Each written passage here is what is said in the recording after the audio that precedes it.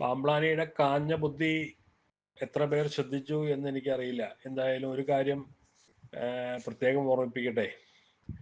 അതായത് ബസിലിക്ക പള്ളിയുടെ അകത്താണ് പട്ടം നടന്നത് എന്ന് വരുത്തി തീർക്കാൻ താൽക്കാലികമായി കെട്ടിയ നാടക സ്റ്റേജിന്റെ പുറകുവശം LED സ്ക്രീൻ കൊണ്ട് മറച്ചുകൊണ്ട് അതിനകത്ത് ബസിലിക്കായുടെ അകത്തെ അൾത്താര ഫോട്ടോ എടുത്ത് അത് സ്റ്റില്ലാക്കി വെച്ചിരിക്കുന്നു. നിങ്ങൾ ആരെങ്കിലും ശ്രദ്ധിച്ചോ? അത് സ്റ്റില്ലാക്കി വെച്ചിരിക്കുന്നു. അതായത് ബസിലിക്കയുടെ അകത്താണ് പട്ടം നടന്നത് എന്ന ഒരു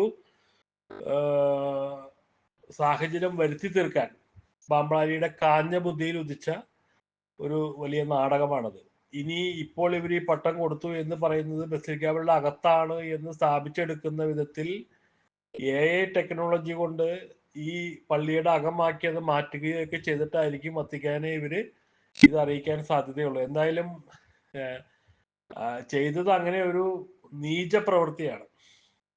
പ്രവൃത്തി. കാരണം അവിടെ താൽക്കാലികമാണെങ്കിലും ഒരു ബലിപീഠവും ഒരു അൾത്താരയുടെ പ്രതീതി ജനിപ്പിക്കുന്ന ഒരു ആർട്ടിഫിഷ്യൽ ആയിട്ടെങ്കിലും അത് ചെയ്യേണ്ടിയിരുന്നു. അവിടെ അത് ചെയ്യാതെ LED സ്ക്രീനിൽ ഇതിന്റെ ഫോട്ടോ എടുത്ത് ആ ഫോട്ടോ സ്റ്റിൽ നിർത്തിയിട്ട് ബസിലിക്കയുടെ അകമാണ് എന്ന് വിശ്വാസികളെ തെറ്റിദ്ധരിപ്പിച്ചുകൊണ്ട് പാമ്പ്ലാനിയുടെ ആ വിഷബുദ്ധിയിൽ ഉദിച്ച ഒരു വലിയ നാടകമായിരുന്നു ഇന്നവിടെ നടന്നത്. സങ്കടമുണ്ട്. ഈ 13 ഡീക്കന്മാരെ ഓർക്കുമ്പോൾ വലിയ സങ്കടമുണ്ട്.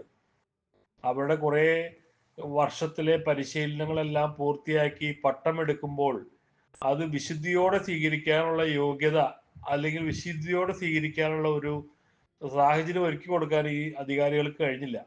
പെരുവഴിയിൽ നിന്ന് ഭിക്ഷ യാചിച്ച് മേടിക്കുന്നത് പോലെയായി ഇന്ന് ഈ പട്ടം ഈ പാവങ്ങൾ സ്വീകരിച്ചത്. സത്യത്തിൽ അവരോട് സഹതാപവും സങ്കടവും വേദനയുമുണ്ട്.